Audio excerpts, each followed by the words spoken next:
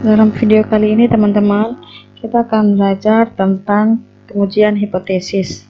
Nah, dalam video ini sangat diharapkan teman-teman mahasiswa mampu untuk memahami dan mengerti tentang makna hipotesis, dapat melakukan pengujian hipotesis dengan menggunakan prosedur yang benar, memahami dan mengerti uji signifikansi, mengetahui dan dapat melakukan pengujian sampel, baik sampel besar maupun sampel kecil, untuk nilai rata-rata dan proporsi dan selisih nilai rata dan proporsi.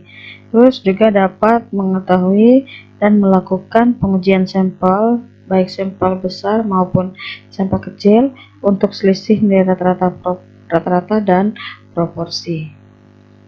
Di sini juga diharapkan teman-teman bisa memahami dan mengetahui tentang kesalahan-kesalahan jenis 1 dan jenis 2, serta memahami dan dapat melakukan pengujian hipotesis untuk data berpasangan, dan mengetahui dan dapat menganalisis varians.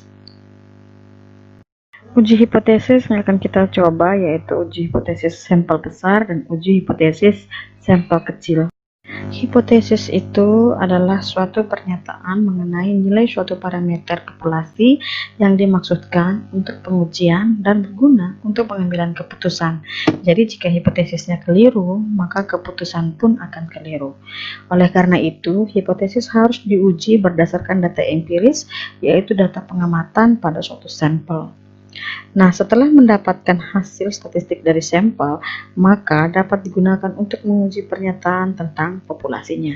Apakah bukti empiris dari sampel ini mendukung atau menolak? Nah, proses tersebut itulah yang kita kenal dengan yang namanya pengujian hipotesis. Jadi, pengujian hipotesis adalah prosedur yang didasarkan pada bukti sampel yang dipakai untuk menentukan apakah hipotesis merupakan suatu pernyataan yang wajar dan oleh karenanya tidak ditolak, atau hipotesis tersebut tidak wajar dan oleh karena itu harus ditolak.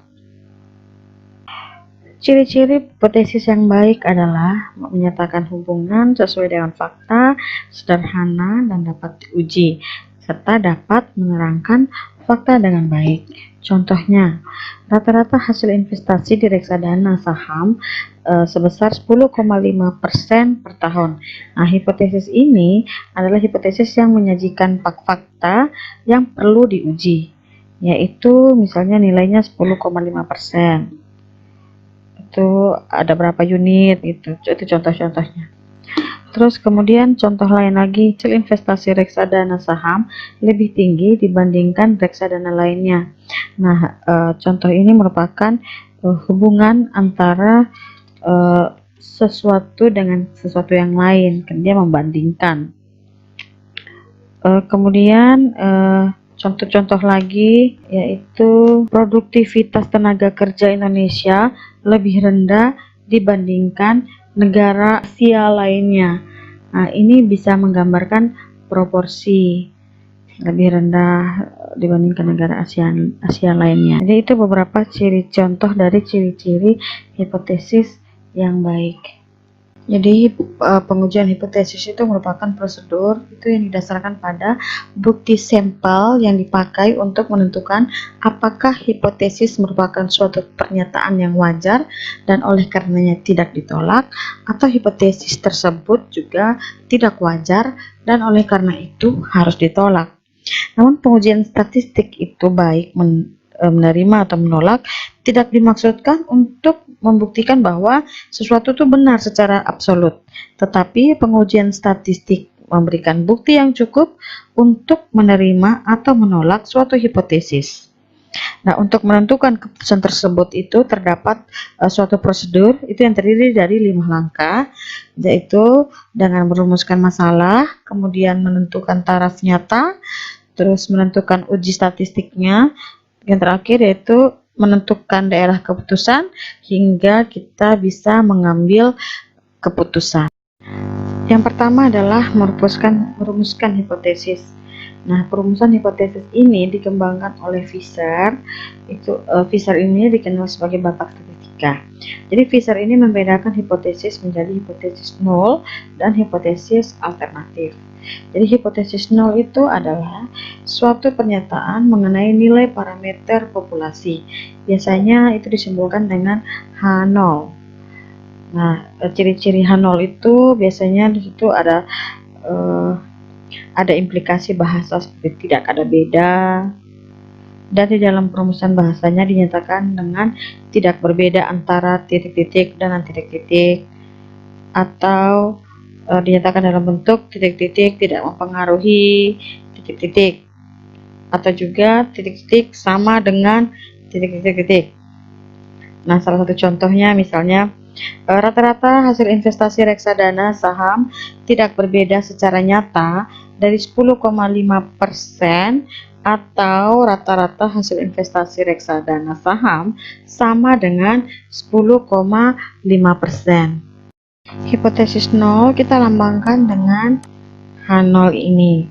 Jadi bisa kita tuliskan untuk itu hipotesisnya H0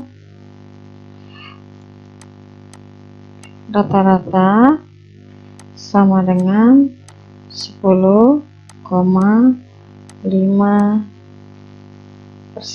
Jadi saya ulang kembali, hipotesisnya adalah rata-rata hasil investasi reksadana dan saham tidak berbeda secara nyata dari 10,5% atau rata-rata hasil investasi reksadana saham sama dengan 10,5%.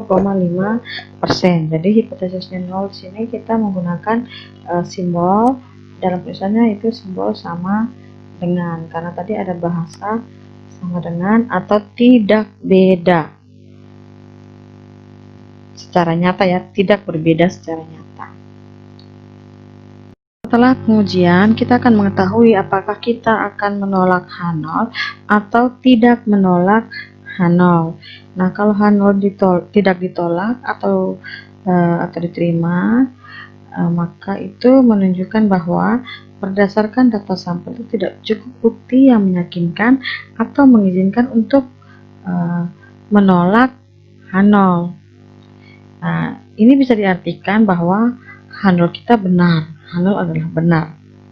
Karena untuk mengetahui kebenaran H0, maka harus dilakukan sensus terhadap populasi. Sedangkan H0 hanya didasarkan pada data sampel yang merupakan bagian dari populasi.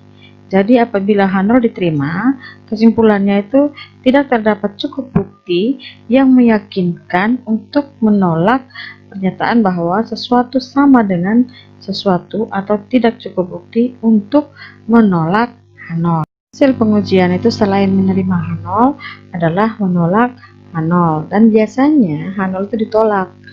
Jadi kalau kita menolak H0 berarti kita menerima hipotesis alternatif atau H1, dan itu kita definisikan sebagai suatu pernyataan yang diterima jika data sampel memberikan cukup bukti bahwa hipotesis 0 itu adalah ditolak.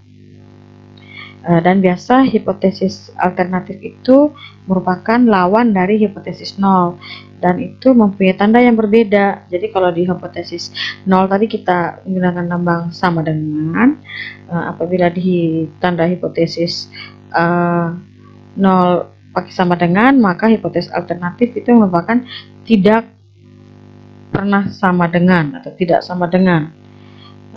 Kalau andaikan di hipotesis 0 menggunakan lebih besar, maka hipotesis alternatif akan menggunakan simbol lebih kecil. Jadi kalau tadi di hipotesis 0 kita pakai contoh yang ini, maka kalau hipotesis alternatifnya tadi kan rata-rata hasil investasi reksadana saham tidak sama dengan 10,5%. Jadi hipotesis alternatifnya adalah tidak sama. H1 ini rata-ratanya tidak sama dengan 10,5%.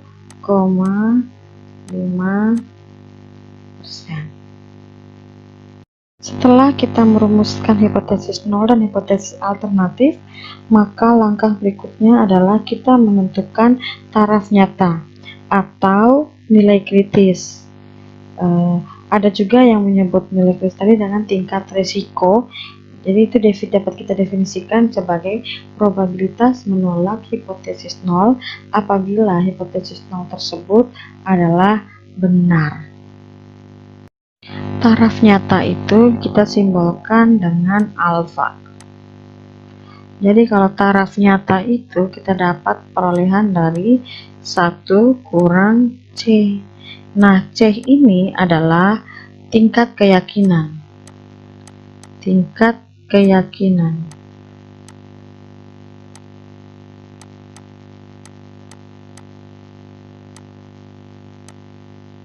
Nah, misalkan tingkat keyakinan kita adalah 95%. 95%.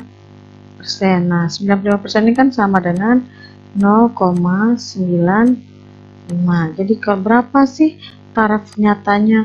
Yaitu 1 kurang 0,95. Hasilnya adalah 0,5. Jadi taraf nyata pada tingkat kepercayaan 95%, taraf nyatanya adalah 0,5. Semakin besar nilai C, maka semakin kecil nilai alfanya atau taraf nyatanya.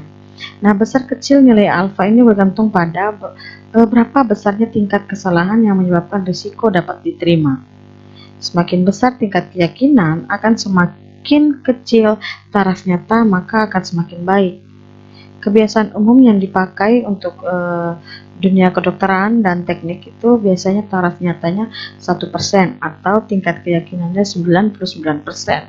Karena kalau kita mau membahas tentang manusia, misalnya berapa keberhasilan operasi, maka harapan yang paling diharapkan itu adalah dengan tingkat keyakinan berhasil itu 99%. Begitu juga kalau yang ekonomi, taraf nyatanya itu paling rendah itu adalah 5%. Nah, kalau ilmu sosial itu biasanya 10%. Tapi dalam dunia nyata akan sebaiknya jika menggunakan taraf nyata 5% atau tingkat keyakinan 95% dan 99%. Langkah berikutnya adalah menentukan uji statistik. Nah, uji statistik itu adalah suatu nilai yang diperoleh dari sampel dan digunakan untuk memutuskan apakah akan menerima atau menolak hipotesis nol. Nah, uji statistik juga ada berbagai macam, yaitu seperti uji Z, uji T, uji F, ada uji C kuadrat. Nah, pada bagian yang akan kita bahas pertama ini kita akan membahas tentang uji Z. Nanti uji yang lainnya akan dibahas berikutnya. Uji Z itu seperti ini teman-teman, rumusnya adalah Z sama dengan rata-rata hitung sampel dikurang dengan rata-rata hitung populasi dibagi dengan standar error sampel. Nah, masih ingat rumus standar error masih sama seperti yang di video-video yang lalu. Langkah berikutnya adalah menentukan daerah keputusan. Nah, daerah keputusan ini merupakan pernyataan mengenai kondisi di mana hipotesis nol ditolak atau diterima. Untuk menentukan daerah keputusan ini akan didasarkan pada uji statistik. Nah, uji statistik Z atau uji Z, maka daerah keputusan juga menggunakan nilai Z yang diperoleh dari taraf nyata. Nah, nilai Z ini diperoleh dari taraf nyata yang kita sebut dengan nilai kritis. Bagaimana kita mencari nilai kritis? Nah, misalkan taraf nyata yang kita tentukan itu 5%. Dengan menggunakan distribusi normal, kita dapatkan nilai Z. Untuk mengetahui satu arah, maka probabilitasnya itu 0,5 dikurang dengan 0,05, maka dapatnya 0,450. 0,450 untuk pengujian satu arahnya, dan kita kemudian mencari nilai Z dengan probabilitas 0,450 dan didapatkan nilai Z-nya adalah 1,65. Nah, nilai Z nilai 1,65 ini merupakan nilai kritis. Ini ya nilai kritisnya, merupakan nilai kritis, dan daerah di mana yang lebih kecil dari 1,65 itu merupakan daerah hipotesis nol. Jadi ini ke bawah merupakan daerah penolakan hipotesis nol, sedangkan daerah hipotesis nol, sedangkan yang ke atas lebih besar dari 1,65 itu merupakan daerah menolak hipotesis nol. Nah, selain dari daerah keputusan untuk satu arah, juga ada yang kita sebut dengan daerah keputusan untuk dua arah. Nanti akan dibahas berikutnya. Cuman secara garis besarnya saja. Jadi kalau kita misalkan kita tetapkan taraf nyatanya 5%, maka uji dua arahnya itu kita dapatkan dengan nilai alfanya, yaitu 0,05 tadi kita bagi dengan 2. 0,05 kita bagi dengan 2 dulu, alfanya dibagi 2, jadi dapatnya 0,25. Kemudian baru kita cari probabilitasnya. Jadi probabilitasnya itu 0,5 dikurang dengan 0,025 ini. Jadi kalau ada yang bingung dari mana dapat 0,25 ini, dapat dari alfa bagi 2. Alfa bagi 2 itu kan sama dengan 0,05, karena tadi taraf nyatanya 5% ya. 0,05 dibagi dengan 2, maka dapatlah 0,025. Nah, berikutnya setelah kita dapatkan 0,475, 0,5 kurang 0,025 itu dapatnya 0,475. Nah, 0,475 ini kemudian kita cari nilai kritisnya, nilai Z-nya. Nilai Z-nya yaitu sebesar 1,96. Jadi karena dia ujinya dua arah, maka hipotesis nol itu berada antara interval minus dan positif, yaitu minus 1,96 dan minus 1,96 dan 1,96. Nilai yang lebih kecil dari 1,96 atau lebih besar dari 1,96 itu daerah penolakan hipotesis nol. Nah, daerah keputusan untuk dua arah itu teman-teman lihat ini gambarnya.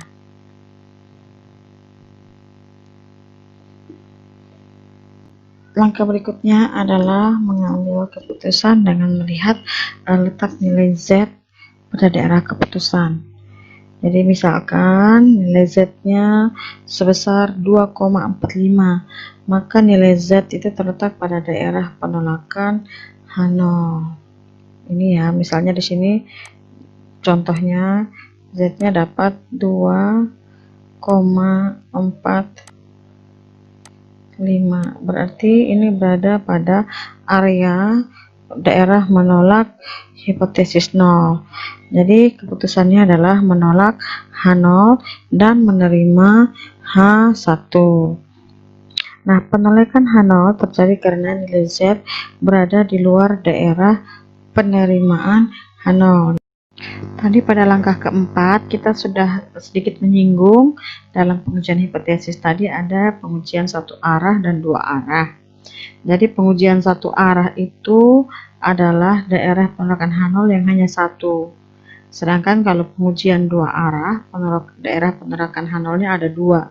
Jadi kalau satu arah itu bisa saja dia daerah penolakannya di sebelah kiri, bisa juga di sebelah kanan, tapi hanya satu arah saja.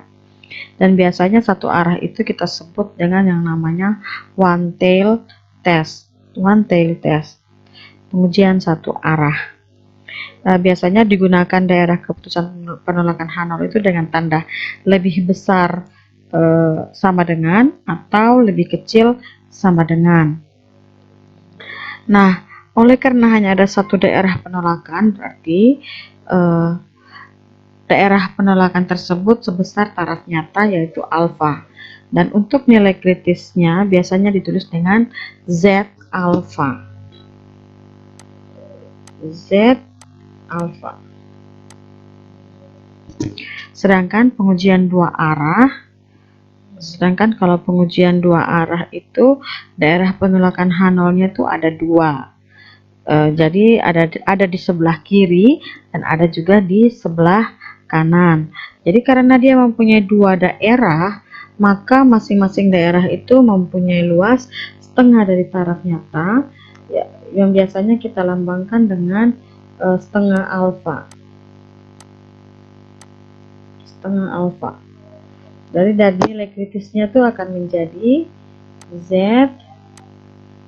setengah alfa. Z setengah alfa. Nah, kalau untuk yang pengujian dua arah itu bisa juga kita sebutkan dengan istilah two-tail test. Nah, kalau two-tail test ini tanda yang kita gunakan itu biasanya sama dengan atau tidak sama dengan. Jadi ini contohnya. Jadi kalau hipotesisnya rata-rata hasil investasi lebih kecil dari 10%, ada bahasa lebih kecil, berarti hipotesis nolnya itu adalah seperti ini. Lebih kecil sama dengan 10,5, misalnya hipotesisnya seperti itu. H1-nya berarti lebih besar dari 10,5. Kalau ini contohnya rata-rata hasil investasi sama dengan, maka di sini hipotesis ini tergolong dengan hipotesis dua arah, pengujian dua arah atau two-tail test, dan hipotesisnya juga akan dilambangkan seperti ini. Nah, untuk yang satu arah kan otomatis ada yang sisi sebelah kiri, ada juga yang sisi sebelah kanan. Pasti akan muncul pertanyaan, bagaimana cara kita membedakan kapan one tail test tadi itu daerah penolakannya itu di sebelah kanan, kapan daerah penolakannya itu akan berada di sebelah kiri. Nah, jika daerah penolakan H0 itu akan berada di sebelah kanan, itu jika tandanya itu adalah lebih kecil sama dengan. Jadi kalau tanda simbolnya lebih kecil sama dengan kayak yang ini, maka nanti akan pasti bahwa daerah penolakan H0-nya itu ada di sebelah kanan. Tapi bila nanti hipotesisnya ini menjadi lambang lebih besar sama dengan, maka nanti itu daerah penolakan H0-nya ada di sebelah kiri. Jadi itu yang membedakan kapan saat one tail test nanti daerah penolakannya akan berada di sebelah kiri dan akan berada di sebelah kanan. Jadi tergantung dari hipotesis ini. Contoh soal, perusahaan reksadana menyatakan bahwa hasil investasi reksadana saham itu sebesar rata-ratanya mencapai 10,5% sepanjang tahun 2014. Untuk menguji apakah pernyataan tersebut benar, maka lembaga konsultan Humanica Consultindo mengadakan penelitian pada 30 perusahaan reksadana saham dan didapatkan hasil bahwa rata-rata hasil investasi adalah 16,32% dan standar deviasinya 10,46%. Nah, ujilah apakah pernyataan perusahaan reksadana tersebut benar dengan taraf nyata 5%. Jadi taraf nyatanya kita dapatkan 5%. Langkah pertama adalah membuat hipotesis atau merumuskan hipotesis. Hipotesis menyatakan bahwa rata-rata hasil investasi sama dengan 10,5% merupakan hipotesis nol. Ya, rata-rata mencapai 10,5%. Dan hipotesis alternatifnya adalah rata-rata hasil investasi tidak sama dengan 10,5, karena hipotesis nolnya kita sudah pakai sama dengan, berarti hipotesis alternatifnya adalah tidak sama dengan. Karena di sini bilang mencapai 10,5%, tapi tidak mengatakan itu lebih besar atau lebih kecil, tapi mencapai berarti sama dengan 10,5%. Nah, apabila melihat tanda ini ada sama dengan dan tidak sama dengan, maka ini bayangan terakhirnya adalah perumusan hipotesis tersebut akan menunjukkan adanya pengujian dua. Langkah kedua adalah menentukan taraf nyata. Taraf nyata sudah ditentukan sebesar 5%, yang menunjukkan bahwa probabilitas menolak hipotesis yang benar itu 5%, sedangkan probabilitas menerima hipotesis yang benar 95%. Nilai kritis yang kita dapat peroleh yaitu dengan cara mengetahui probabilitas daerah keturunan 0 alfa bagi 2. Kenapa alfa bagi 2? Sekali lagi, karena tadi ini tergolong dengan pengujian dua arah. Jadi alfanya kita bagi dengan 2, dapatnya 0,025. Nah, kemudian untuk probabilitasnya kita peroleh dari Z alfa per 2-nya yaitu 0,5 kurang 0,025, dapatnya 0,475. Dan hasil dari tabel distribusi normalnya, distribusi Z-nya itu dapat 1,96. Berdasarkan tabel distribusi normal standarnya, 0,475 itu 0,475 itu berada di antara 1,9 dan 0,06.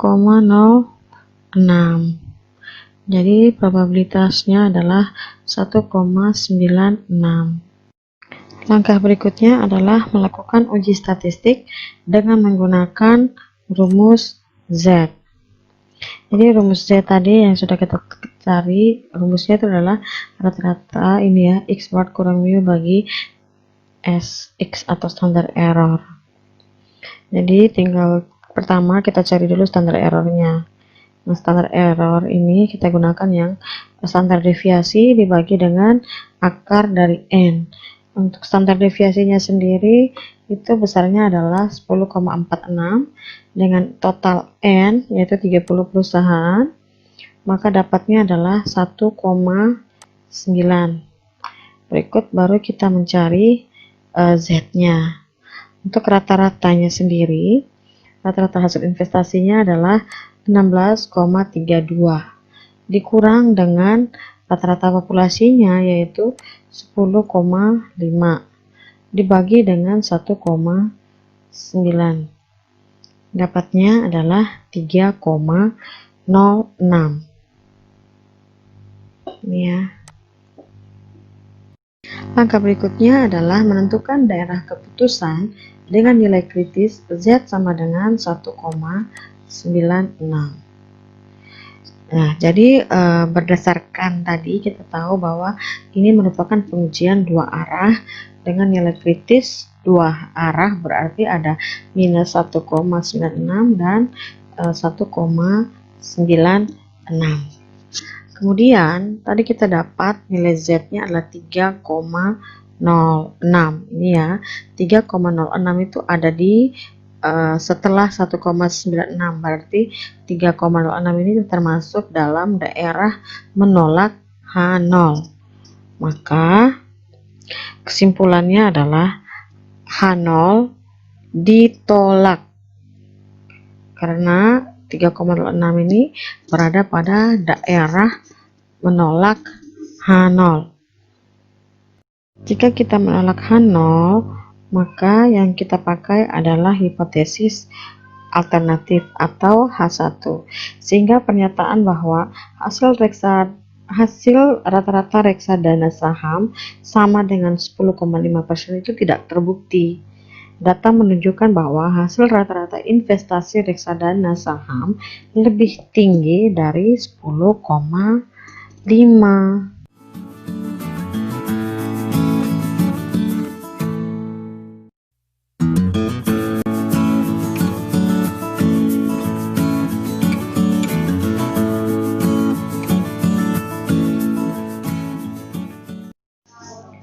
Contoh soal berikutnya, PT Karen mengembangkan sistem pengamanan untuk menurunkan tingkat pencurian. Perusahaan menekankan bahwa pencurian tidak boleh lebih dari 5 kali sehari. Selama pengamatan 30 hari, ternyata angka pencurian masih tinggi, yaitu 6 kali dengan standar deviasi sebesar 4. Dengan menggunakan taraf nyata 5%, apakah target perusahaan tersebut tercapai? Langkah pertama yang kita lakukan adalah membuat hipotesis. Di sini mengatakan bahwa pencurian itu, hipotesisnya mengatakan bahwa pencurian tidak boleh lebih dari 5 kali sehari. Tidak boleh lebih dari 5 kali sehari. Berarti di sini harus lebih kecil sama dengan. Nah, kalau sudah pakai lambang lebih kecil sama dengan, berarti hipotesis satunya atau alternatifnya harus lebih besar. Nah, kalau sudah pakai lebih kecil dan lebih besar, maka ini merupakan pengujian satu arah. Nah, langkah berikutnya adalah dengan menentukan taraf nyata. Kalau pengujian satu arah berarti taraf nyatanya adalah alfa sama dengan berapa, taraf nyatanya 5%, tidak perlu dibagi karena dia pengujian satu arah saja. Jadi di sini alfanya sama dengan 0,05.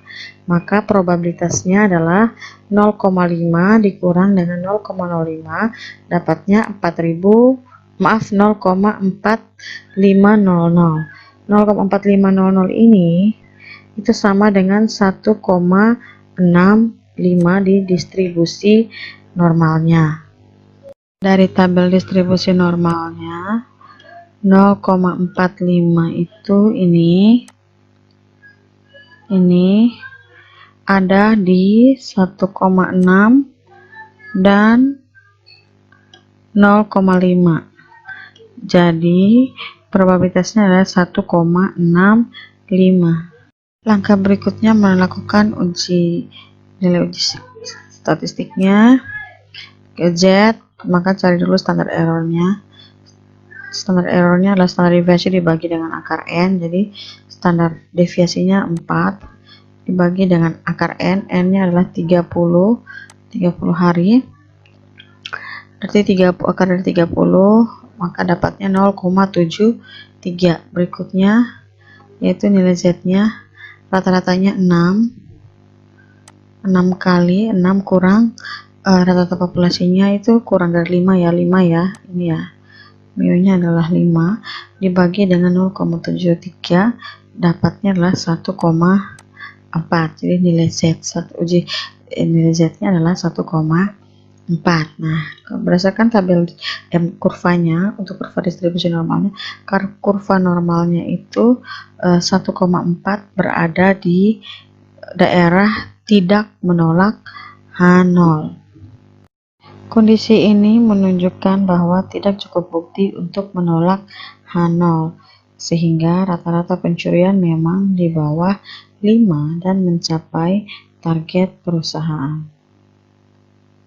Pengujian hipotesis proporsi sampel besar itu mempunyai proses yang sama dengan pengujian hipotesis rata-rata.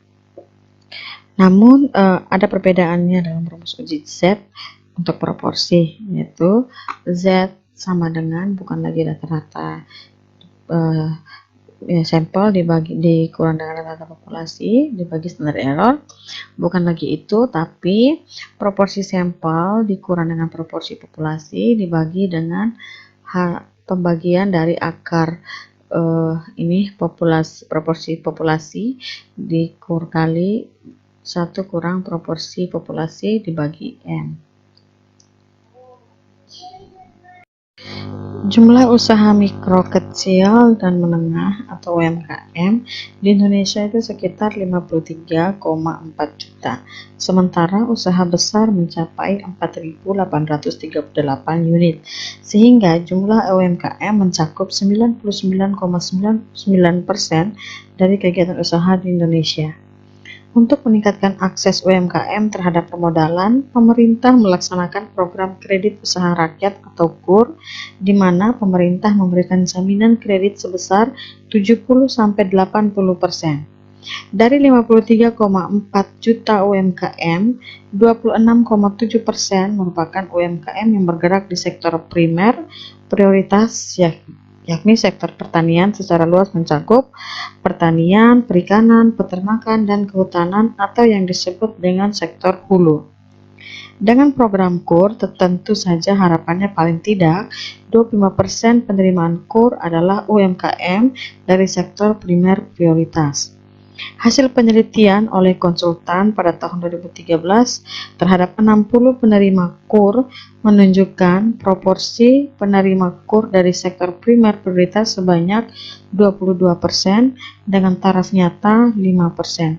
Apakah harapan jumlah penerima KUR 25% dari sektor primer prioritas sudah terwujud? Langkah pertama yang kita lakukan adalah menentukan hipotesis. Hipotesis di sini kita dapatkan bahwa hipotesis 0 proporsi itu sama dengan 0,25. Kenapa? Karena di sini kita lihat bahwa dengan program KUR itu diharapkan paling tidak penerima KUR 25% adalah UMKM dari sektor primer prioritas. Jadi harapannya adalah penerimanya itu sebesar 25%. Sekali lagi di sini pakainya sama dengan, bukan lebih besar atau lebih kecil, karena memang diharapkan penerimanya 25% itu adalah UMKM dari sektor primer prioritas. Nah, langkah berikutnya adalah menentukan taraf nyata. Di sini kalau kita lihat sudah pakai lambang sama dengan, berarti itu merupakan pengujian dua arah. Oleh karena itu, untuk prioritasnya alfanya kita bagi dengan 2, dapatnya 0,025. Sehingga probabilitasnya 0,5 kurang 0,025 dapatnya 0,475. Dan berdasarkan distribusinya normalnya, maka probabilitasnya adalah 1,96. Nah, 1,96 ini sekali lagi ini merupakan nilai kritis dari Z, nilai kritis Z.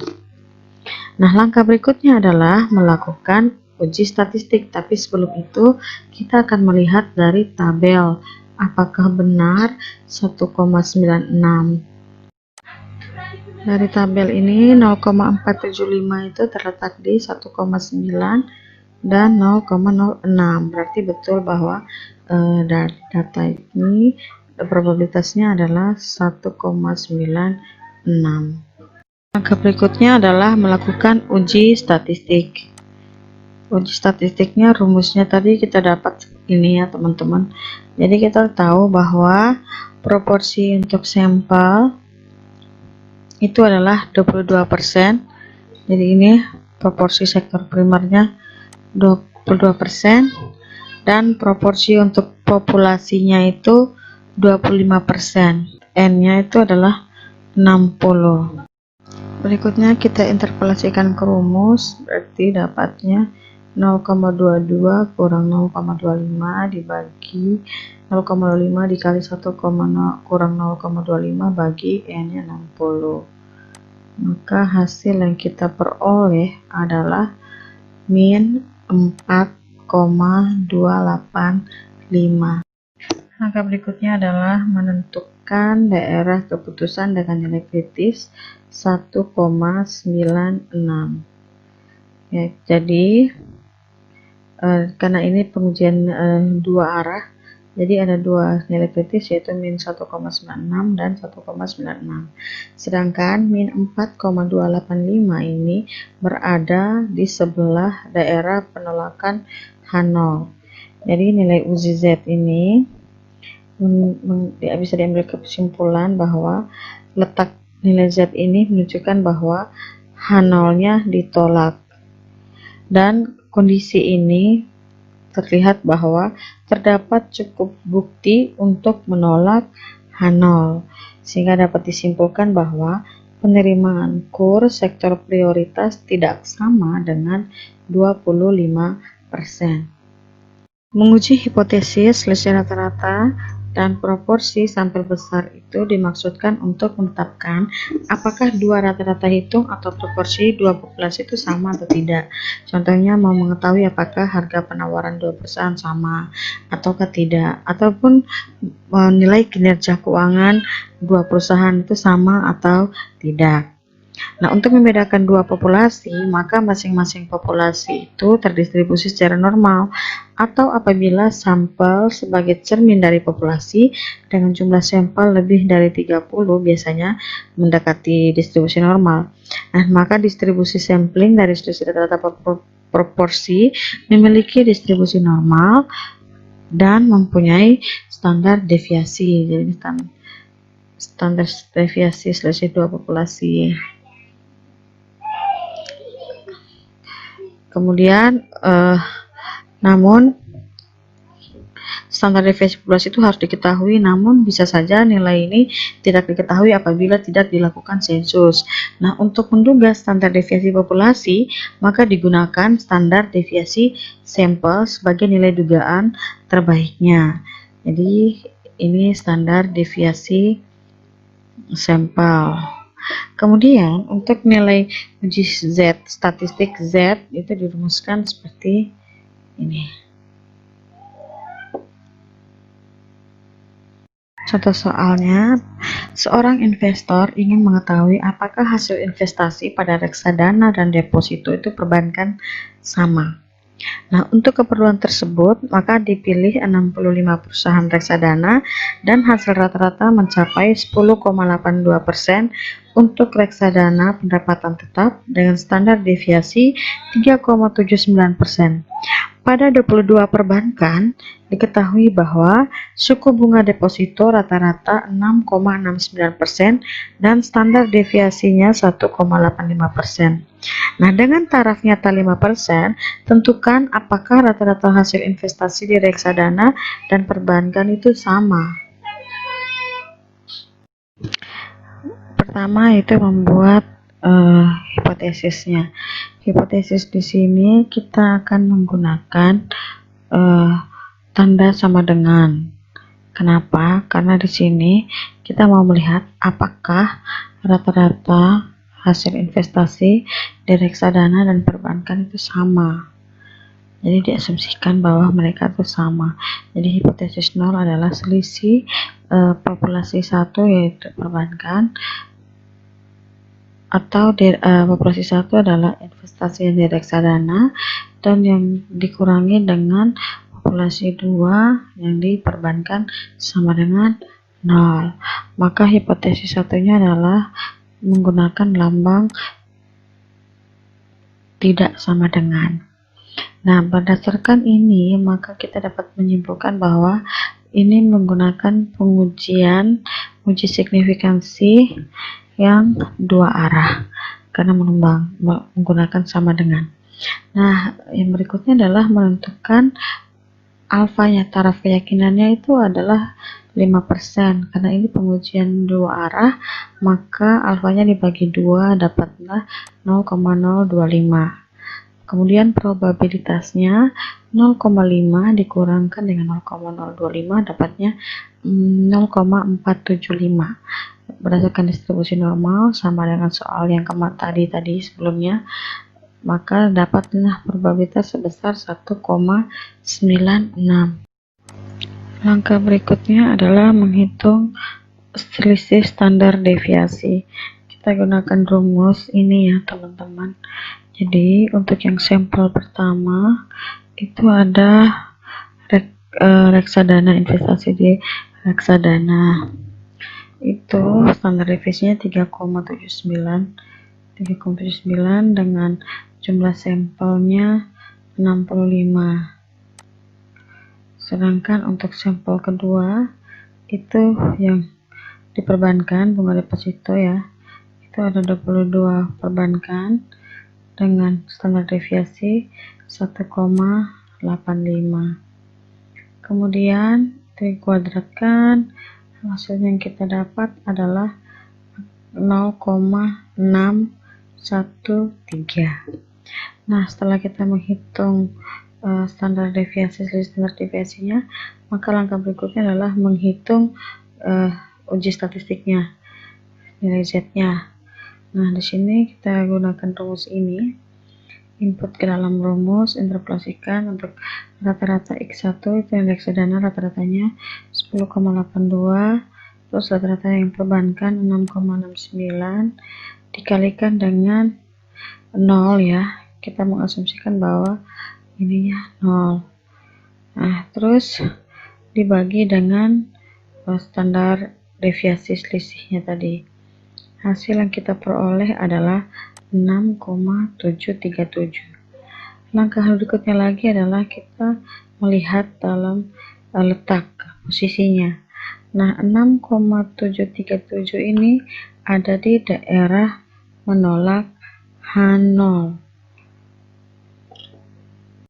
Jadi dengan nilai kritis Z sama dengan 1,96, maka H0-nya ditolak, yang artinya terdapat cukup bukti bahwa hasil investasi pada reksadana dan perbankan adalah tidak sama. Proporsi dari dua populasi juga mengikuti kaidah normal, jadi begitu juga dengan distribusi selisih dua proporsinya. Oleh sebab itu, proporsi pengujian selisih proporsi dapat menggunakan distribusi Z. Nah, untuk standar deviasi proporsinya untuk populasi dirumuskan seperti ini. Untuk menduga standar deviasi juga, apabila standar deviasi populasi tidak diketahui, maka dapat digunakan standar deviasi sampel sebagai nilai dugaan terbaik. Nah, standar deviasi selisih dua sampel itu bisa diartikan dengan rumus yang seperti ini. Teman-teman silakan baca ini keterangannya, di mana P yang ini itu dan yang ini juga sama yang ini adalah ini. Jadi proporsi populasinya dihitung seperti itu. Jadi di sini juga X1 dan X2 ini adalah kejadian sukses pada sampel 1 dan sampel 2. Jadi ini adalah peristiwa sukses. Contoh soal, sebelum pelaksanaan otonomi daerah, pemerintah dan sistem perencanaan yang terpusat itu diyakini sebagai penyebab timbulnya disparitas pembangunan antar wilayah Jawa dan luar Jawa.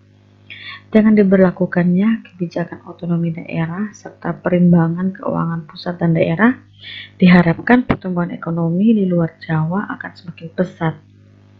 Namun untuk membuktikan hal tersebut, dilakukanlah penelitian terhadap 114 kabupaten kota di luar Jawa dan 34 kabupaten kota di Jawa, dan untuk melihat berapa proporsi kabupaten kota dengan pertumbuhan ekonomi lebih besar dari 6% selama periode 2010 sampai 2012. Hasil penelitian menunjukkan terdapat 40 kabupaten kota di luar Jawa dan 5 kabupaten kota di Jawa dengan pertumbuhan lebih dari 6%. Bahkan di luar Jawa ada yang mencapai 10%. Pada tingkat kepercayaan 1%, ujilah bahwa proporsi kabupaten kota di luar Jawa lebih banyak mengalami pertumbuhan dibandingkan dengan Jawa.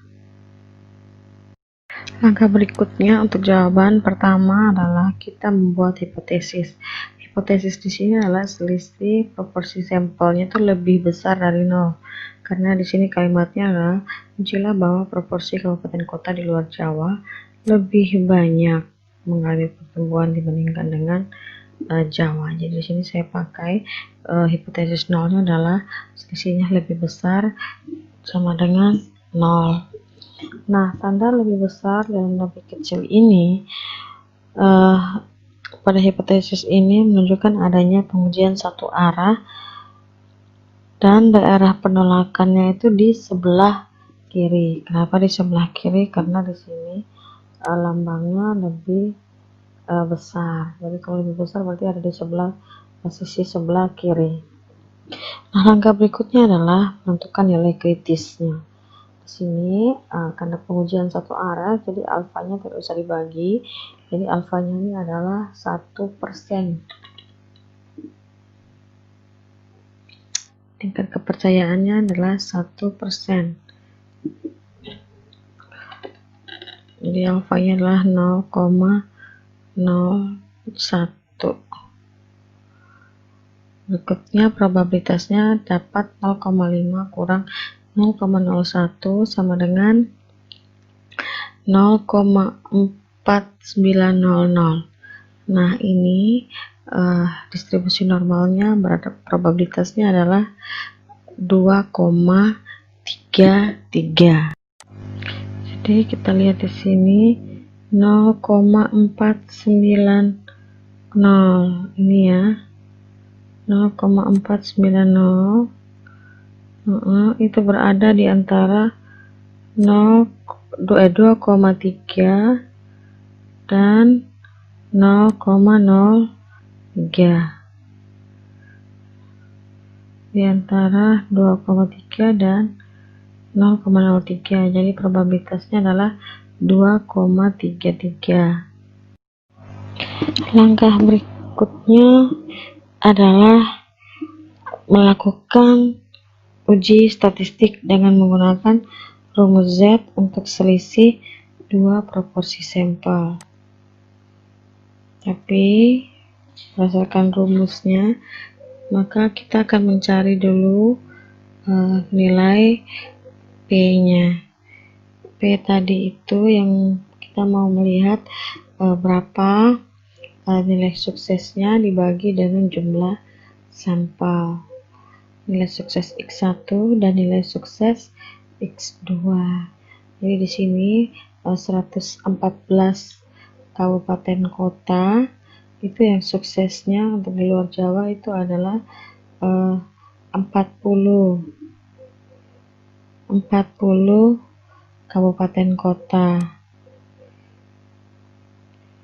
Terus kemudian untuk yang di Jawa itu dari 34 kabupaten kota di Jawa ada 5 kabupaten kota yang pertumbuhannya lebih dari 6%, berarti 40 ditambah dengan 5 dibagi dengan total sampelnya, total ininya ya, total sampelnya itu 114 untuk kabupaten kota di luar Jawa dan 34 untuk kabupaten kota di Pulau Jawa, sehingga hasil yang kita peroleh adalah 0,30.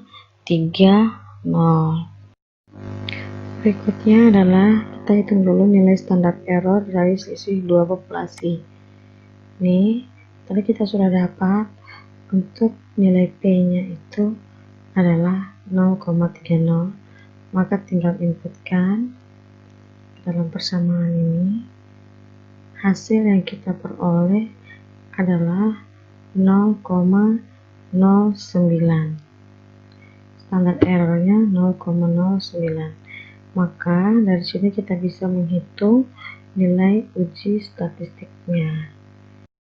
Untuk nilai uji statistiknya, persamaannya atau rumusnya adalah seperti yang ini, teman-teman.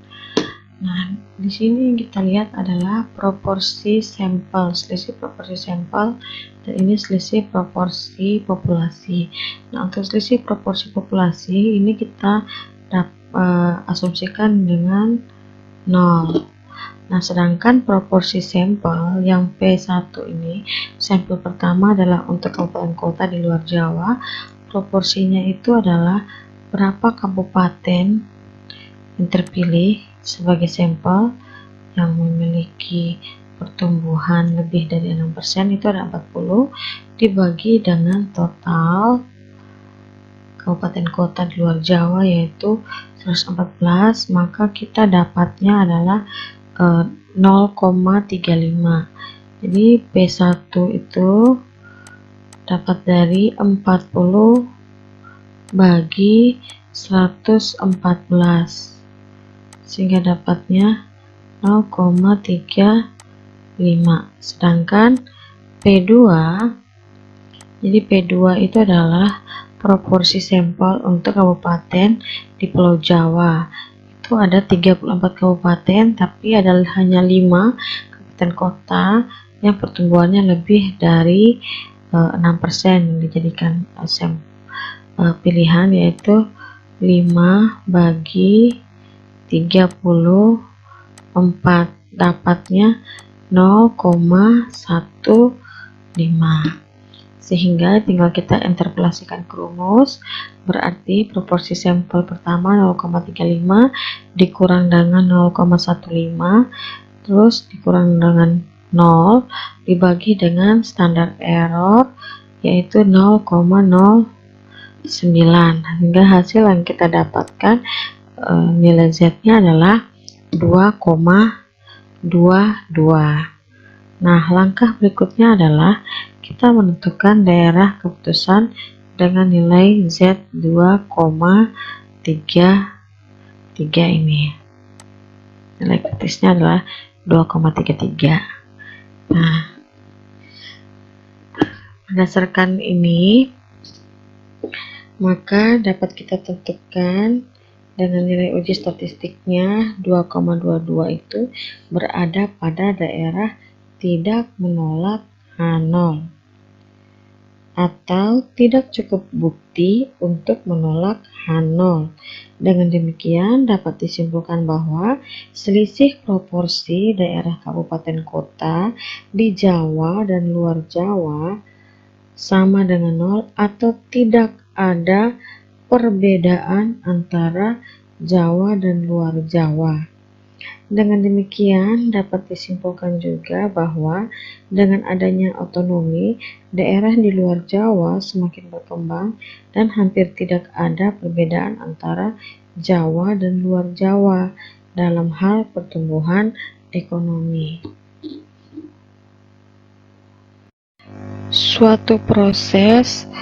Melalui suatu proses pengujian statistik dapat ditarik keputusan apakah menolak H0 atau tidak menolak H0.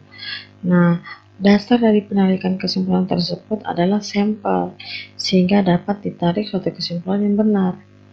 Jika H0-nya benar, H0 tidak ditolak, atau jika H0-nya salah, maka H0-nya ditolak. Pada kenyataannya itu bisa saja terjadi menolak H0 padahal H0-nya benar, dan menerima tidak tolak H0 padahal H0-nya itu salah. Nah, ini yang kita sebut dengan kesalahan-kesalahan yang terjadi di dalam pengujian hipotesis. Jadi ada dua jenis kesalahan, yaitu kesalahan apabila keputusan menolak H0 padahal seharusnya H0-nya benar. Dan kesalahan jenis kedua adalah apabila keputusan menerima H0 padahal seharusnya H0-nya itu salah.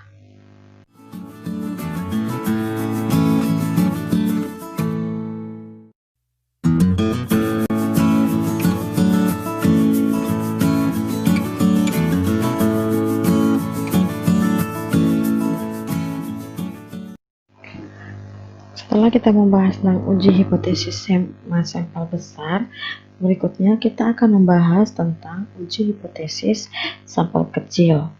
Nah, pada kenyataannya itu jarang sekali kita ketahui parameter populasi, baik rata-rata hitung maupun standar deviasi. Dan umumnya itu diperkirakan atau diduga berdasarkan sampel yang diambil dari populasi tersebut. Sangat sulit untuk mendapatkan data-data seperti umur, rata-rata penduduk Indonesia, rata-rata jumlah tabungan seluruh nasabah bank, kenaikan harga pangan di seluruh Indonesia, dan lain-lain. Nah, untuk sampel yang berukuran besar, lebih besar dari 30, N-nya lebih besar dari 30, maka nilai dugaan terbaik dari standar deviasi populasi adalah standar deviasi sampel. Apabila nilai standar deviasi sampel merupakan dugaan populasi yang baik serta tidak terlalu bervariasi, maka nilai uji statistik Z akan menyebar seperti distribusi normal.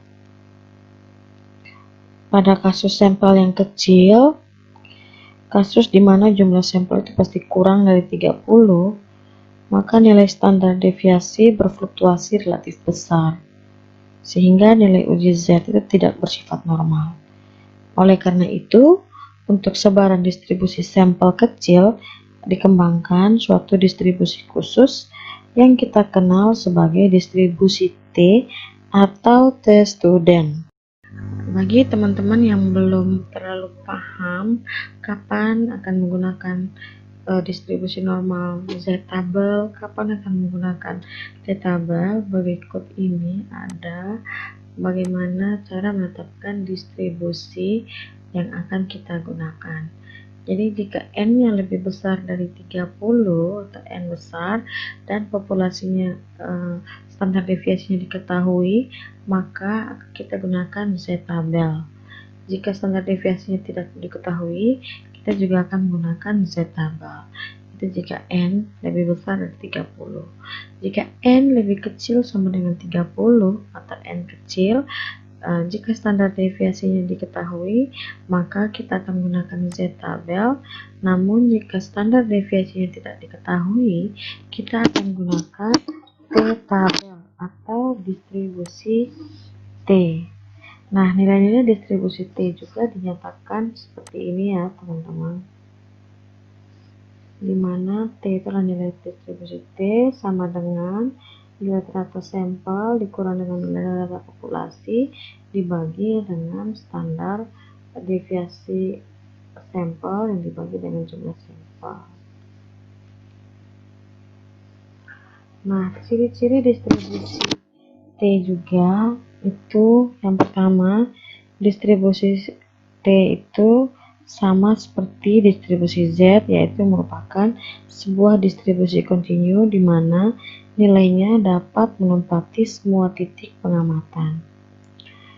Ciri-ciri yang kedua, distribusi T itu seperti distribusi Z, berbentuk genta atau lonceng dan simetris dengan nilai rata-rata sama dengan 0. Yang berikutnya lagi, distribusi T-student bukan merupakan satu kurva seperti kurva Z, tetapi keluarga dari distribusi T. Setiap distribusi T mempunyai rata-rata hitung sama dengan 0, tetapi dengan standar deviasi yang berbeda, sesuai dengan besarnya sampel N atau N. Nah, ada distribusi T untuk sampel berukuran 2 yang berbeda dengan distribusi untuk sampel sebanyak misalnya 15, 25, dan sebagainya. Jadi kalau sampel semakin besar, maka distribusi T akan mendekati normal seperti ini. Semakin besar, maka distribusi T itu akan semakin mendekati normal. Ciri yang berikutnya lagi yaitu distribusi T lebih mendatar dan melebar dibandingkan dengan distribusi Z. Dampak dari distribusi T yang lebih melebar adalah untuk suatu taraf nyata tertentu akan mempunyai nilai kritis yang lebih besar dibandingkan dengan nilai kritis pada distribusi Z. Untuk taraf nyata sebesar 5% dengan uji satu arah, maka nilai kritis pada distribusi Z itu jadinya 0,5 kurang 0,05. Dapatnya adalah 0,450, sehingga probabilitas mempunyai nilai kritis 1,65 seperti yang sudah kita latihan tadi. Sedangkan untuk mencari nilai kritis pada distribusi T diperlukan dua hal. Yang pertama yaitu taraf nyata dan derajat bebas. Jadi kalau derajat bebas itu juga rumusnya adalah N kurang 1. Nah, apabila digunakan taraf nyata 5% contohnya, uji searah dengan derajat bebas, misalnya 9, derajat bebasnya 9. Jadi N sama dengan 10, ada 10 N, maka degree of freedom-nya atau derajat bebasnya adalah 10 kurang N, 10 kurang 1, jadi dapatnya adalah 9, degree of freedom-nya 9. Nah, kalau dengan taraf nyata 5%, maka nilai kritisnya adalah 1,833. Jadi ini contoh perbedaannya. T lebih mendatar dan melebar dibandingkan dengan distribusi Z. Jadi kalau nilai kritisnya alfa 5%, nilai kritisnya adalah 1,65, maka alfa 5% dengan menggunakan distribusi T, nilai kritisnya adalah 1,833. Dalam menguji rata-rata hitung populasi dalam sampel kecil, tetap mengikuti proses pengujian hipotesis sebagaimana pengujian hipotesis untuk rata-rata hitung pada sampel besar. Kelima tahapannya adalah yang pertama merumuskan hipotesis nol dan hipotesis alternatif. Terus yang kedua menentukan taraf nyata atau pada taraf lainnya serta mengetahui titik kritis berdasarkan pada tabel tes student. Yang ketiga, menentukan uji statistik dengan menggunakan rumus uji T. Yang keempat, menentukan daerah keputusan, yaitu daerah tidak menolak H0 dan daerah menolak H0. Dan yang terakhir adalah mengambil keputusan untuk menolak dan menerima dengan membandingkan nilai kritis taraf nyata dalam nilai uji T. Contoh soal, pada 11 November 2013, harga saham perusahaan berbasis pertanian di BIE rata-rata itu 2.559 per lembarnya, rupiah ya.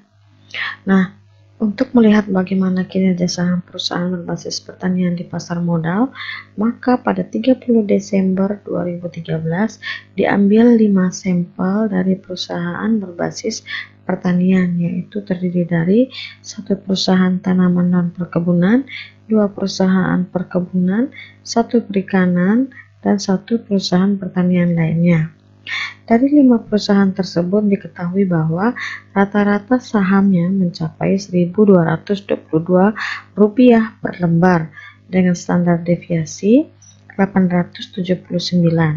Pada taraf 1%, apakah harga saham perusahaan berbasis pertanian mengalami penurunan atau perbedaan selisih yang terjadi karena faktor kebetulan saja?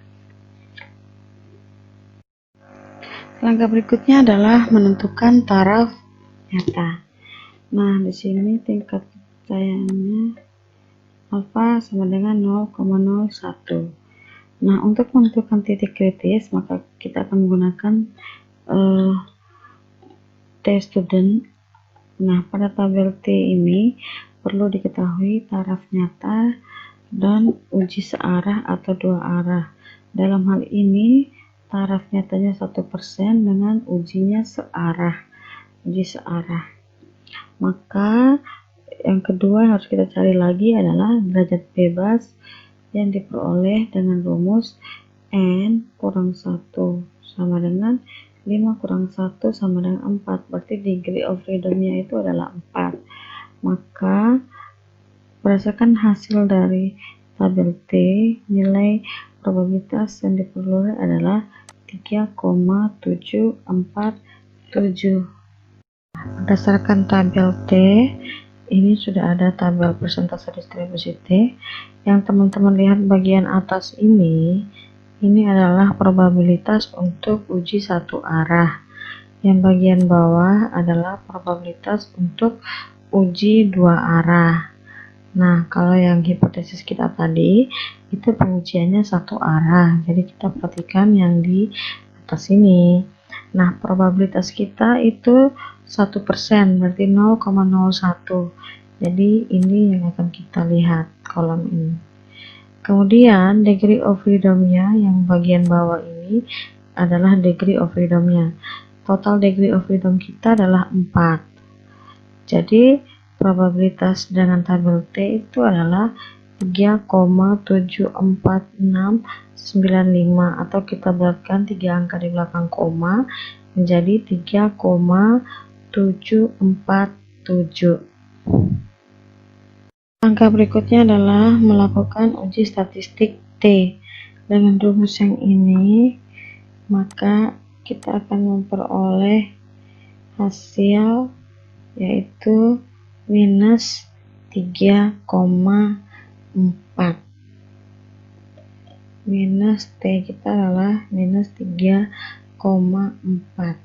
Jadi untuk rata-rata sampelnya itu 1222 dengan rata populasinya yaitu 2559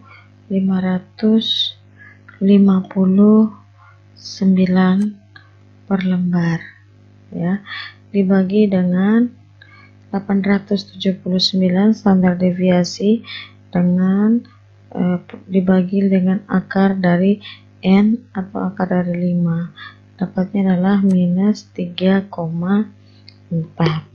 Nah, langkah berikutnya adalah kita menentukan daerah keputusan dengan nilai kritis nilai kritisnya adalah 3,747. Jadi ini nilai kritisnya 3,747. Kemudian dengan nilai T-nya adalah min 3,4.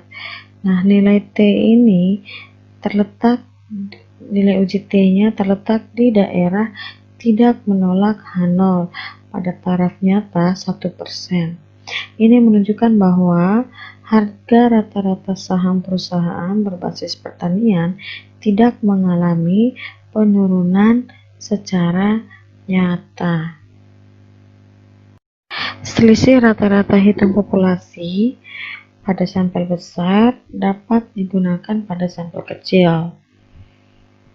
Nah, ini digunakan untuk membandingkan nilai rata-rata dua populasi apakah sama atau berbeda. Ada 3 asumsi yang diperlukan dalam menguji selisih rata-rata sampel kecil. Yang pertama, populasi harus terdistribusi secara normal. Yang kedua, populasi bersifat independen. Dan yang ketiga, varians populasi harus sama. Nah, untuk melakukan uji T juga diperlukan penggabungan varians masing-masing sampel menjadi suatu penduga tunggal. Kenapa harus diperlukan hal itu harus dilakukan gitu? Kenapa? Karena hal ini dilakukan dengan 2 pertimbangan. Yang pertama, kedua populasi itu memiliki varians yang sama, sehingga penggabungan semua informasi akan menghasilkan penduga yang terbaik. Yang kedua, kedua varians akan menghasilkan varians tertimbang yang memerhatikan karakteristik kedua populasi. Maka jumlah sampel dan varians masing-masing sampel juga sangat menentukan nilai dari penduga tunggal. Nah, rumus varians gabungan adalah sebagai berikut.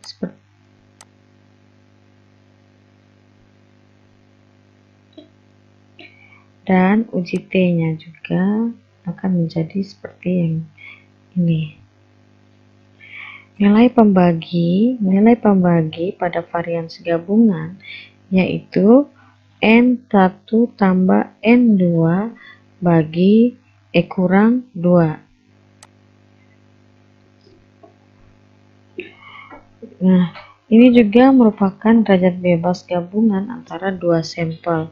Sedang untuk satu sampel derajat bebasnya adalah N kurang 1.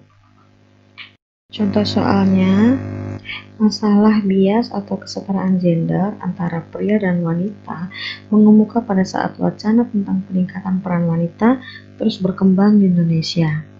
Nah, menurut Forum Ekonomi Dunia, secara umum kesenjangan kesetaraan gender di dunia mengecil pada tahun 2013.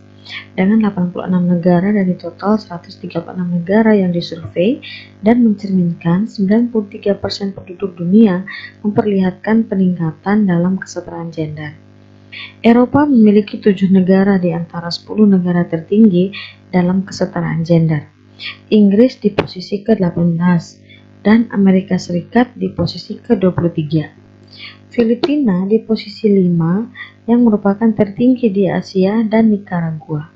Yang paling tinggi di kawasan Amerika berada di posisi ke-10. Nah, menurut laporan tersebut, kesenjangan kesetaraan gender di Indonesia masih tinggi. Apakah bias gender ini juga melanda dunia hiburan Indonesia? Nah, untuk membuktikan hal ini dianalisis 7 artis termahal yang terdiri atas 3 artis pria dan 4 artis wanita. Rata-rata bayaran sekali tampil per episode artis pria sebesar 38,3 juta rupiah dengan standar deviasi 16,1 juta rupiah. Sedangkan rata-rata bayaran artis wanita sekali tampil itu 31,4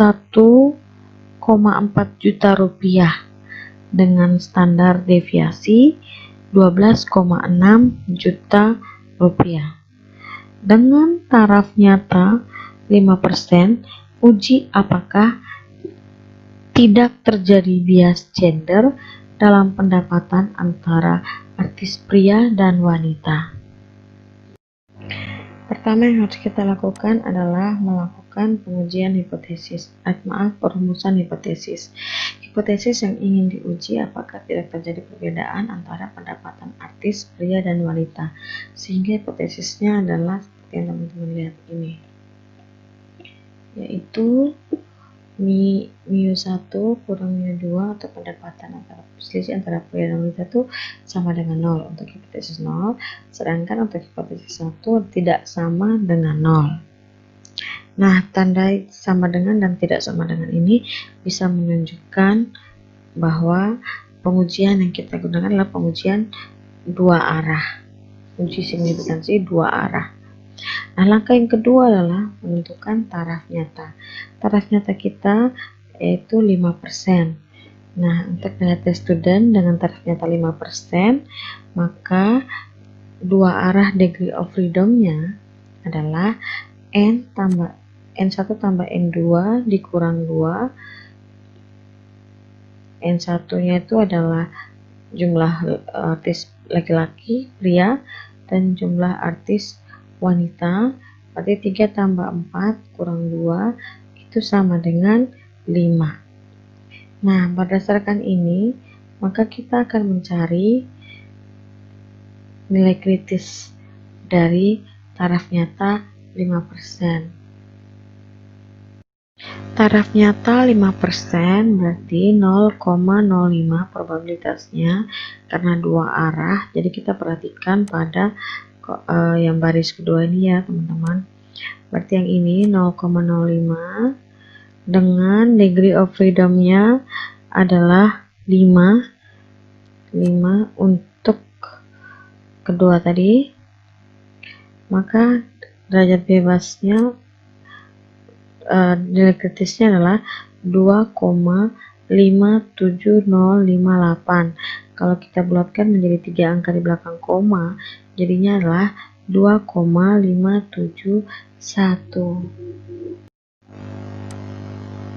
Jadi nilai kritisnya adalah 2,571. Langkah berikutnya adalah melakukan uji statistik atau T. Namun kita akan menghitung terlebih dahulu itu variansnya. Jadi variansnya kita dapatkan N1 kurang 1 dikalikan dengan standar deviasi pangkatkan 2 ditambah dengan jumlah sampel kedua dikurang 1 dikalikan dengan standar deviasi untuk sampel kedua atau varian sampel kedua dibagi dengan degree of freedom. Itu dapatnya adalah 198,94. Kemudian menghitung nilai T-nya. Nah, T-nya itu tinggal kita masukkan rumusnya yang ini. Terus hasil yang kita dapatkan adalah 0,4. Jadi rata-rata X1 berarti rata-rata sampel 1 itu tadi pria rata-ratanya adalah 38,3, sedangkan wanita rata-ratanya 31,4 dibagi dengan 198,94 yang dikalikan dengan 1 bagi N, 3 tambah 1 bagi 4, hasilnya adalah 0,4. Nah, yang terakhir berikutnya adalah menentukan daerah keputusan dengan nilai kritis 2,571. Nah, 2,571 dua arah, jadi kita punya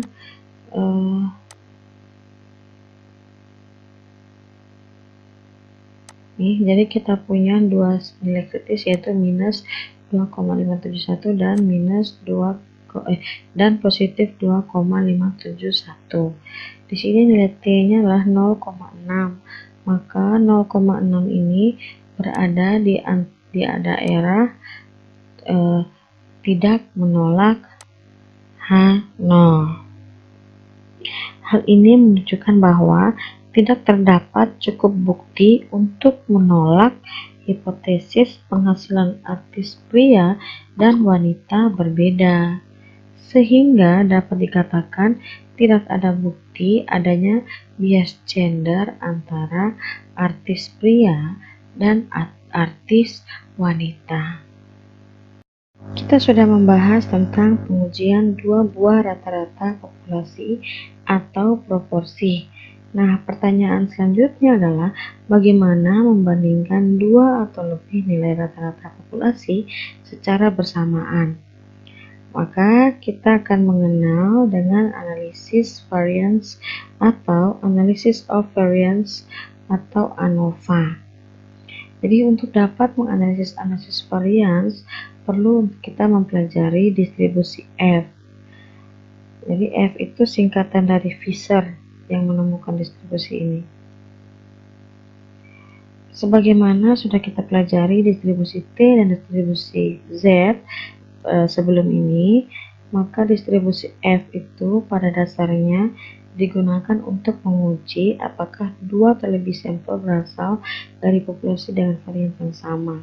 Ciri-ciri distribusi F yang pertama, distribusi F ini lebih mirip dengan distribusi T, yaitu dengan ada derajat bebas terdiri dari derajat bebas pembilang dan derajat bebas penyebut.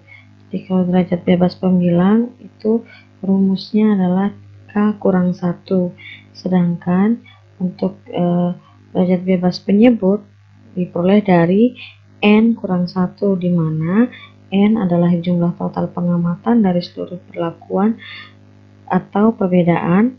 Dengan berubahnya derajat bebas pembilang dan penyebut, maka distribusi F juga akan berubah. Ciri yang kedua, distribusi F tidak pernah mempunyai nilai negatif. Nah, sebagaimana pada distribusi Z mempunyai nilai positif di sisi kanan dan negatif di sisi kiri, nilai tengahnya. Nah, distribusi F seluruhnya adalah positif atau menjulur ke positif dan merupakan distribusi kontinu yang menempati seluruh titik di kurva distribusinya. Ciri yang ketiga, nilai distribusi F mempunyai rentang dari tidak terhingga sampai 0. Apabila nilai F meningkat, maka distribusi F mendekati sumbu X, namun tidak pernah menyentuh sumbu X. Nah, Ciri yang keempat, distribusi F juga memerlukan syarat. Yang pertama, populasi yang diteliti mempunyai distribusi yang normal. Yang kedua, populasi mempunyai standar deviasi yang sama. Dan yang ketiga, sampel yang ditarik dari populasi bersifat bebas serta diambil secara acak.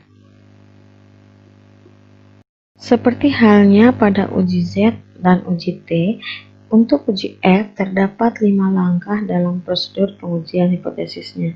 Yang pertama yaitu merumuskan hipotesis, terus yang kedua menentukan taraf nyata, dan yang ketiga menentukan uji statistik, yang keempat menentukan daerah keputusan, dan yang kelima menentukan keputusan dengan membandingkan nilai uji F dengan daerah keputusan, apakah keputusannya tolak H0 atau tidak tolak H0. Nah, nilai F juga kita peroleh dengan cara sebagai berikut. Jadi rumus F itu seperti ini, yaitu mean square antar perlakuan dibagi dengan mean square error. Nah, mean square error ini dapat dari sum square error dibagi dengan degree of freedom penyebut, sedangkan mean square antar perlakuan itu didapat dari sum square treatment, sum of square treatment dibagi dengan degree of freedom pembilang. Sedangkan untuk mencari sum square of treatment dan sum square of error juga, ini rumusnya seperti yang ini. Contoh soalnya, Sinarmas Group memiliki unit bisnis Sinarmas Land yang bergerak pada sektor pengembang dan real estate, yang saat ini masuk 10 besar perusahaan properti terbesar di Indonesia. Pada tahun 2013, Sinarmas Land ingin membangun sebuah mall dengan luas 100.000 meter persegi di daerah Serpong, Tangerang. Untuk ukuran mall yang besar diharuskan mempunyai daya dukung berupa daya beli dari masyarakat. Oleh sebab itu, ada 3 lokasi yang diincar, yaitu kawasan Kota Lipo, Karawaci, Kota Bintaro, dan Kota Serpong Damai. Survei awal didasarkan pada 5 sampel setiap kota terhadap pendapatan keluarga yang dinyatakan dalam jutaan. Berikut adalah hasil surveinya. Jadi sampel ke pertama, 2, 3, 4, dan 5 untuk 3 kota, yaitu Kota Bintaro, Kota BSD, dan Kota Lipo. Dengan taraf 5%, apakah rata-rata pendapatan dari setiap kota tersebut sama? Langkah pertama adalah merumuskan hipotesis. Hipotesis yang diuji biasanya adalah rata-rata pendapatan di ketiga kota adalah sama. Jadi hipotesisnya adalah H0 adalah rata-rata 1 sama dengan rata-rata populasi 2 sama dengan rata-rata populasi 3. Hipotesis alternatifnya adalah tidak sama dengan. Langkah kedua adalah menentukan taraf nyata, yaitu taraf nyata 5%. Terdapat 3 kota atau yang disebut perlakuan atau K, dengan N ada 15. Jadi 15 itu dapat dari 5 sampel masing-masing 3 kota, jadi dapatnya 15 sampel. Maka nilai kritis F itu dengan kombinasi dari degree of freedom pembilang dan degree of freedom penyebut. K-nya ada 3 kota. Kotanya ada 3. Jadi K-nya 3 dikurang 1 sama dengan 2. Nah, degree of freedom penyebutnya N itu berarti total dari sampel keseluruhan itu dikurang dengan K, berarti keseluruhannya ada 15 dikurang dengan 3 itu jadinya 12, sehingga degree of freedomnya 2,12. Nah, karena taraf nyatanya 5%, maka kita akan melihat tabel distribusi F dengan probabilitas 0,05. Kita sudah dapatkan degree of freedom-nya adalah 2,12, yaitu 2 untuk degree of freedom 9, 2, dan 15 untuk degree of freedom, 12 untuk degree of freedom penyebut, sehingga probabilitasnya adalah 3,89. Langkah berikutnya adalah melakukan menentukan uji statistik. Nah, uji statistik itu rumus untuk uji F, rumusnya adalah yang ini. Jadi untuk mencari yang ini, maka kita harus mencari terlebih dahulu nilai sum of square treatment dan sum of square error.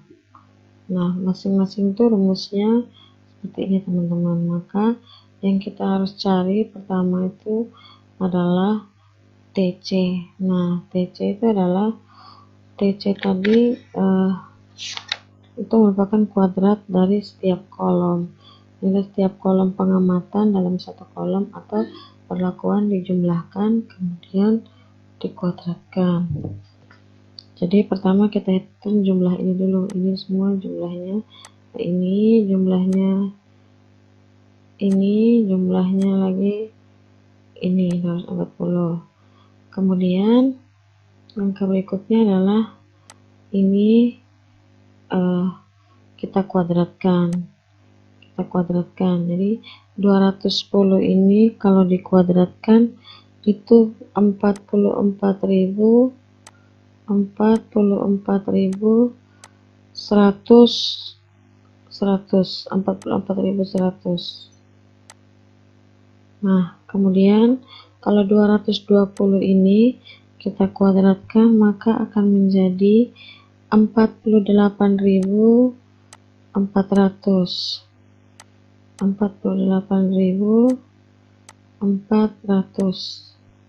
Sedangkan 240 kalau dikuadratkan menjadi 57.600.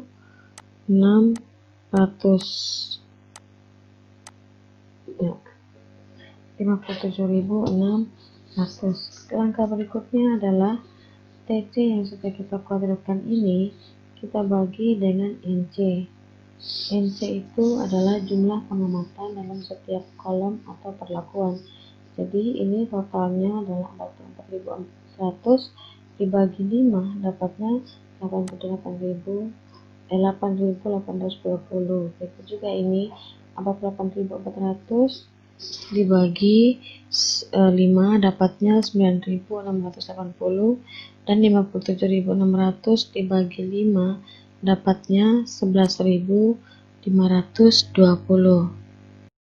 dan totalnya adalah 30.020. Langkah berikutnya adalah mencari yang ini teman-teman, sigma x. Sigma x tadi tinggal jumlahkan 220 tambah 220 tambah 240 dapatnya adalah 670, dikuadratkan 670 nya. Nah, setelah dikuadratkan baru dibagi dengan 15, maka n nya 15 ya, ini ya, maka hasilnya adalah 29.926,67 dan kita dapat 93,33. Berikutnya untuk yang sum of square error itu sigma x kuadrat. Jadi ini x kuadratnya ini kita kuadratkan nih, yang kuadrat ini dapatnya dijumlahkan dapatnya 8.924. Ini juga dikuadratkan, setelah dikuadratkan dijumlahkan dapatnya 9.774. Ini juga hasil kuadratnya ini dijumlahkan dapatnya 11.896. Jadi sigmanya atau totalnya adalah 30.594 dikurang dengan 30.020 yang ini ya, 30.020 dapatnya adalah 574. Nah, setelah kita temukan jawaban ini, baru kita interpolasikan ke rumus uji F. Ini untuk mencari nilai F-nya. maka estate sum square treatmentnya dapat 93,33 dibagi dengan 2 degree of freedom pembilang, terus sum of square error itu dapatnya 574 dibagi dengan 12, n-nya tadi 15 dikurangkan dengan 3 kota, jadi dapatnya 12. Hasilnya adalah 0,976. Berikutnya adalah menentukan daerah keputusan sesuai dengan nilai kritis, yaitu 3,89. Nilai kritisnya 3,89 itu dapatnya dari ini ya, degree of freedom 2,12. Probabilitasnya kita lihat berdasarkan tabel F. Jadi dapat nilai kritisnya 3,89 untuk taraf nyata 5%. Langkah berikutnya adalah mengambil keputusan.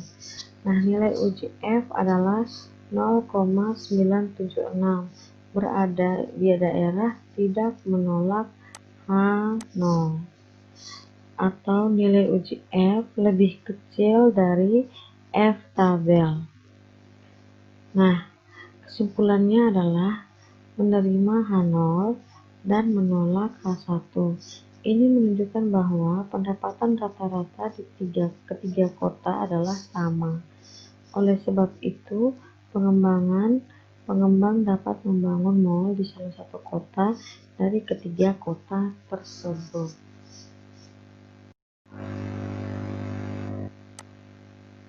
Oke, teman-teman, sampai di sini materi video tentang uji hipotesis. Jika ada teman-teman yang menemukan bahwa ada kesalahan dalam persentase ini, silahkan komen. Terus siapa yang masih belum paham dan mau bertanya, juga silahkan komen. Dan tolong di subscribe jika teman-teman suka dengan video ini. Tolong di share juga, dibagikan. Semoga ini bisa menjadi pembelajaran juga buat teman-teman yang lain. Dan juga silahkan di like videonya. Jangan lupa subscribe. Oke teman-teman, semangat belajar.